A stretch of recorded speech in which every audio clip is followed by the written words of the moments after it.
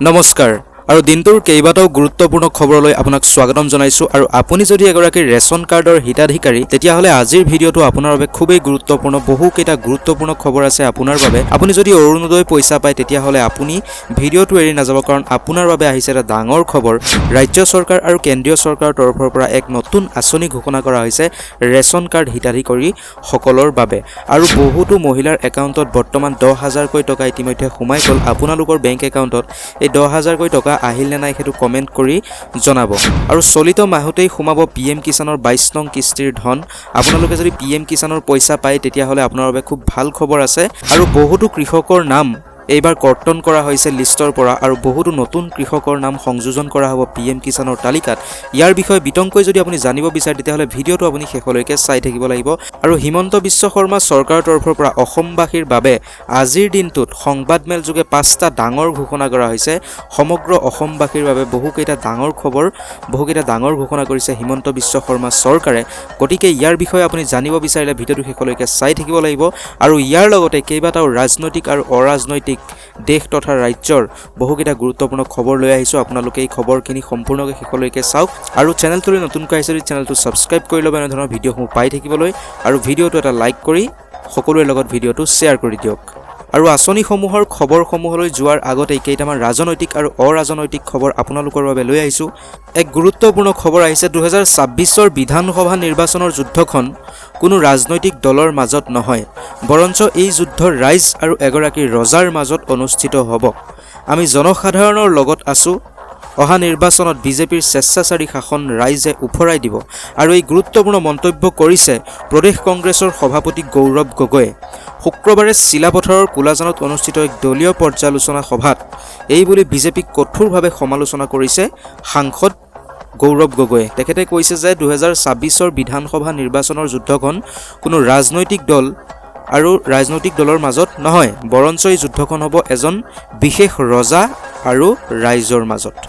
চাহ বাগিচাৰ শ্ৰমিকসকলক ভূমিপট্টা প্ৰদানক লৈ অসম চৰকাৰ আৰু চাহ উদ্যোগৰ মাজত চলি থকা মত বিৰোধ অধিক তীব্ৰতৰ হৈ উঠিছে আগন্তুক নিৰ্বাচনৰ পূৰ্বে ৰাজনৈতিক গুৰুত্ব লাভ কৰা এই বিষয়ত দুয়ো পক্ষই নিজৰ নিজৰ অৱস্থানত দৃঢ় হৈ আছে মুখ্যমন্ত্ৰী হিমন্ত বিশ্ব শৰ্মাই চাহ বাগিচাৰ মালিকসকলক সকিয়নি দি কৈছে যে শ্ৰমিকসকলক ভূমি প্ৰদানৰ বিৰোধিতা কৰিলে ৰাজ্য চৰকাৰৰ প্ৰণোদনা আৰু সহায় সহযোগিতা বন্ধ কৰি দিয়া হ'ব আৰু এই মুহূৰ্তত দিব ওলাইছো অনেক গুৰুত্বপূৰ্ণ খবৰ জুবিন গাৰ্গ কায়িকভাৱে নোহোৱা হোৱাৰ পিছত প্ৰথমবাৰলৈ সংবাদমেল গৰিমা শইকীয়া গাৰ্গৰ সংবাদমেলত গৰিমা শইকীয়া গাৰ্গৰ ডাঙৰ মন্তব্য গৰিমা গাৰ্গে কয় যে জুবিন গাৰ্গ অসম আৰু অসমবাসীৰ প্ৰাণে প্ৰাণে চিৰবৰ্তমান এক সত্তা এই সত্তাটোৰ সমান্তৰালভাৱে শিল্পীগৰাকীৰ স্বপ্ন আৰু কৰ্ম সাধনা আৰু সৃষ্টি আদৰ্শ আৰু বিশ্বাসকো আমি চিৰযুগমীয়া কৰি ৰাখিব লাগিব জুবিন গাৰ্গৰ মৃত্যুৰ পিছত তেখেতে প্ৰথমবাৰৰ বাবে সংবাদমেল সম্বোধন কৰিছে আৰু সংবাদমেলত এই গুৰুত্বপূৰ্ণ মন্তব্য কৰিছে গৰিমা শইকীয়া গাৰ্গে জুবিন গাৰ্গৰ মৃত্যুৰ ঘটনাৰ মূল অভিযুক্ত শ্যামকানু সিদ্ধাৰ্থ আৰু শেখৰে পাব আইনী সহায় গুৰুত্বপূৰ্ণ খবৰ এই তিনি অভিযুক্তই পালে অধিবক্তা শনিবাৰে শুনানিত উপস্থিত আছিল গৰিমা শইকীয়া গাৰ্গ শুনানিৰ অন্তত সংবাদ মাধ্যমৰ অন্তত কেইবাটাও বিস্ফোৰক মন্তব্য কৰিছে গৰিমা শইকীয়া গাৰ্গে চৰকাৰক শীঘ্ৰেই ফাষ্ট ট্ৰেক কোৰ্ট গঠনৰ বাবে আহ্বান জনাইছে গৰিমা শইকীয়া গাৰ্গে শনিবাৰে সম্পন্ন হয় জুবিন গাৰ্গৰ মৃত্যুৰ ঘটনাৰ শুনানি 17 জানুৱাৰীত হ'ব জুবিন গাৰ্গৰ হত্যাৰ পৰৱৰ্তী শুনানিত চাৰ্জ ফ্ৰেম হ'ব 7 অভিযুক্তৰ আজি শ্যামকানু সিদ্ধাৰ্থ আৰু শেখৰে নিয়োগ কৰিছে অধিবক্তা শ্যামকানু মহন্তই নিয়োগ কৰিছে কলিকতাৰ অধিবক্তা ৰাজদীপ বেনাৰ্জীক শেখৰ জ্যোতি গোস্বামীয়ে নিয়োগ কৰিছে অধিবক্তা এছ কলিতাক আৰু সিদ্ধাৰ্থ শৰ্মায়ো নিয়োগ কৰিছে কলকাতাৰ অধিবক্তা অনিল মিশ্ৰক ইপিনে অমৃতপ্ৰভা মহন্তৰ হৈ আজি জামিন আবেদন দাখিল কৰিছিল অভিযুক্তগৰাকীৰ অধিবক্তা আনন্দ কুমাৰ ভূঞাই অৱশ্যে আদালতে নাকচ কৰিছে অমৃতপ্ৰভাৰ জামিন আবেদন দিব ওলাইছো এক গুৰুত্বপূৰ্ণ ৰাজনৈতিক খবৰ কংগ্ৰেছ দলত টিকটৰ কাৰণে আৰম্ভ হৈছে দৰদাম আৰু এই গুৰুত্বপূৰ্ণ মন্তব্য কৰিছে মুখ্যমন্ত্ৰী ডক্টৰ হিমন্ত বিশ্ব শৰ্মাই কংগ্ৰেছক লৈ মুখ্যমন্ত্ৰী ডক্টৰ হিমন্ত বিশ্ব শৰ্মাই এক ডাঙৰ মন্তব্য কৰিছে টিকটৰ বিনিময়ত লয় 3 পৰা 4 কোটি টকা কংগ্ৰেছক লৈ মুখ্যমন্ত্ৰী ডক্টৰ হিমন্ত বিশ্ব শৰ্মাই এক ডাঙৰ মন্তব্য কৰিছে মুখ্যমন্ত্ৰীয়ে কৈছে যে কংগ্ৰেছ দলত টিকটৰ কাৰণে আৰম্ভ হৈছে দৰদাম ইয়াৰ বাবে ইতিমধ্যে বহুতে আগতীয়া ধন দিছে আৰু এই বিস্ফোৰক মন্তব্য কৰিছে মুখ্যমন্ত্ৰী ডক্টৰ হিমন্ত বিশ্ব শৰ্মাই আৰু এতিয়া আগবাঢ়িছো পৰৱৰ্তী এক গুৰুত্বপূৰ্ণ খবৰলৈ যদি আপুনি এগৰাকী ৰেচন কাৰ্ডৰ হিতাধিকাৰী আপুনি যদি ৰেচনৰ বিনামূলীয়া বস্তু পায় তেতিয়াহলে আপোনাৰ বাবে চৰকাৰৰ তৰফৰ পৰা এক গুৰুত্বপূৰ্ণ খবৰ আছে বহুত ডাঙৰ এটা খবৰ আছে কাৰণ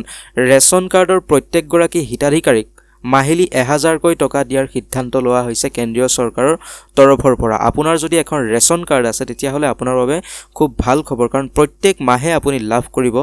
1000কৈ টকা আৰু এই 1000 টকা লাভ কৰিবলৈ কি কৰিব লাগিব আপুনি কি যোগ্যতা থাকিব লাগিব আপোনাৰ ইয়াৰ বিষয়ে যদি আপুনি বিতংকৈ জানিব বিচাৰে তেতিয়াহলে ভিডিওটো সম্পূৰ্ণকৈ চাই থাকক এই মুহূৰ্ততে গুৰুত্বপূৰ্ণ খবৰ দিছো যে ৰেচন কাৰ্ড যদি আছে তেতিয়াহলে আপোনালোকে প্ৰত্যেক মাহে লাভ কৰিব 1000কৈ টকা 1000কৈ টকা লাভ কৰিবলৈ আপুনি কি কৰিব লাগিব কেনে ধৰণে আপুনি আবেদন কৰিব লাগিব আপুনি আবেদন কৰিব লাগিব অনলাইন মাধ্যমেৰে আবেদন কৰিলে আপুনি প্ৰত্যেক মাহে 1000কৈ টকা পাবলৈ সক্ষম হ'ব যদি আপোনাৰ ৰেচন কাৰ্ড আছে তেতিয়াহে আপুনি এই সুবিধা ল'ব পাৰিব আৰু ৰেচন কাৰ্ডৰ হিতাধিকাৰীসকলৰ বাবে গুৰুত্বপূৰ্ণ খবৰ অতিকৈ ভাল খবৰ যদি আপোনাৰ ৰেচন কাৰ্ড আছে তেতিয়াহলে আপুনি খাদ্য আৰু অসামৰিক যোগান বিভাগৰ যি অফিচিয়েল ৱেবছাইট আছে FCRG অফিচিয়েল ৱেবছাইট আছে তাত গৈ আপুনি ইয়াৰ বাবে আবেদন কৰিব লাগিব আৰু আবেদন আপুনি অনলাইন মাধ্যমেৰে কৰিব লাগিব অনলাইন মাধ্যমেৰে আবেদন কৰাৰ পাছত আপুনি প্ৰত্যেক মাহে 1000কৈ টকা পাবলৈ সক্ষম হ'ব আপোনাৰ যদি ৰেচন কাৰ্ড আছে তেতিয়াহে আপুনি এই সুবিধাৰ বাবে যোগ্য হিচাপে বিবেচিত হ'ব আৰু আপোনাৰ মাহিলি ইনকাম 2 লাখতকৈ কম হ'ব লাগিব তেতিয়াহে আপুনি এই আঁচনিখনৰ বাবে যোগ্য হিতাধিকাৰী হিচাপে বিবেচিত হ'ব আৰু লৈ আহিছো PM কিষানৰ গুৰুত্বপূৰ্ণ খবৰ চলিত মাহতেই PM কিষানৰ যি 22 নং কিস্তিৰ ধন আছে এই 22 নং কিস্তিৰ ধন মুকলি কৰি দিয়াৰ সিদ্ধান্ত লোৱা হৈছে কেন্দ্ৰীয় চৰকাৰৰ তৰফৰ পৰা চলিত মাহৰ শেষৰ ফালে PM কিষানৰ 22 নং কিস্তিৰ ধন কৃষকসকলৰ বেংক একাউণ্টত মুকলি কৰি দিয়া হ'ব কিন্তু PM কিষানৰ 22 নং ধন পাবলৈ হলে 22 নং কিস্তিৰ টকা আপুনি পাবলৈ হলে কেইবাটাও গুৰুত্বপূৰ্ণ কাম কৰিব লাগিব বহু পুৰণি অযোগ্য হিতাধিকাৰীৰ নাম কৰ্তন কৰা হৈছে এইবাৰ PM কিষানৰ লিষ্টৰ পৰা আপোনাৰ নাম কৰ্তন কৰা হৈছে নেকি PM কিষান লিষ্টৰ পৰা আপুনি এতিয়াই চেক কৰি লওক আৰু বহুতো নতুন হিতাধিকাৰীৰ নাম সংযোগ কৰা হ'ব 2026 চনত PM কিষান আঁচনিৰ অধীনত আৰু PM কিষান আঁচনিৰ 2000 টকাৰ পৰিৱৰ্তে 4000 টকাৰ কিস্তি দিয়াৰ সিদ্ধান্ত গ্ৰহণ কৰিছে কেন্দ্ৰীয় চৰকাৰৰ তৰফৰ পৰা এতিয়াৰ পৰা প্ৰত্যেক 4 মাহৰ মূৰে আপুনি 2000 পৰিৱৰ্তে 4000 টকা পাব বুলি এক গুৰুত্বপূৰ্ণ বাতৰি বৰ্তমান প্ৰকাশ পাইছে আৰু ইয়াৰ উপৰি ৰাজ্য চৰকাৰৰ তৰফৰ পৰা মহিলাসকলৰ বাবে অৰুণোদয়ক লৈ এক ভাল খবৰ আছে ইতিমধ্যে সকলোৱে গম পাইছে যে অৰুণোদয় 4টা কিস্তি ধন একেলগে দিয়া হ'ব আৰু তাৰ লগত বিশেষ উপহাৰ হিচাপে 3000 টকা প্ৰদান কৰা হ'ব মহিলাসকলক আৰু 20 ফেব্ৰুৱাৰী তাৰিখৰ পৰা আপোনালোকে এই টকা বেংক একাউণ্টত পাবলৈ সক্ষম হ'ব আৰু ইয়াৰ লগতে মুখ্যমন্ত্ৰীয়ে ঘোষণা কৰিলে বাবু আঁচনি যি আঁচনিৰ অধীনত লৰাসকলক চৰকাৰৰ তৰফৰ পৰা 2000 পৰা 3000 টকা পৰ্যন্ত দিয়া হ'ব প্ৰত্যেক মাহে যিসকল লৰাই স্নাতক পঢ়ি আছে স্নাতকোত্তৰ পঢ়ি আছে তেওঁলোকক প্ৰত্যেক মাহে চৰকাৰৰ তৰফৰ পৰা এই ধন দিয়া হ'ব আৰু আজিৰ বাবে গুৰুত্বপূৰ্ণ খবৰ আছিল ইমানেই যদি আপুনি আমাৰ চেনেল যোগে এনে ধৰণৰ গুৰুত্বপূৰ্ণ বাতৰিসমূহ পাই থাকিব বিচাৰে তেতিয়াহলে চেনেলটো সাবস্ক্ৰাইব কৰি ল'ব ভিডিওটো লাইক কৰিব আৰু সকলোৰে লগত শ্বেয়াৰ কৰি দিবলৈ নাপাহৰিব ধন্যবাদ